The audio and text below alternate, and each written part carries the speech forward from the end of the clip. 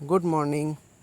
চলুন আজকে আপনাদের সঙ্গে একটা অন্যরকম জিনিস শেয়ার করি। জিনিসটা হলো এই বক্সটা প্রায় ৭৫ বছরের পুরনো। চলুন দেখি কি আছে এই বক্সের মধ্যে। এই যে এগুলো হলো সব পুরনো দিনের কয়েনের কালেকশান। এগুলো হচ্ছে বিভিন্ন ১ পয়সা, সব থেকে যেটা পুরনো সেটা ১৯৫৪ সালের। তারপর রয়েছে ২ পয়সা, ৩ পয়সা, ৫ পয়সা, বিভিন্ন সময়ের ১০ পয়সা রয়েছে, একদম ছোটোটা আমরাও ইউজ করেছি। তারপর রয়েছে ২৫ পয়সা, ৫০ পয়সা, আর এগুলো হচ্ছে ১ টাকা ও ৫ টাকার কিছু রেয়ার কালেকশান।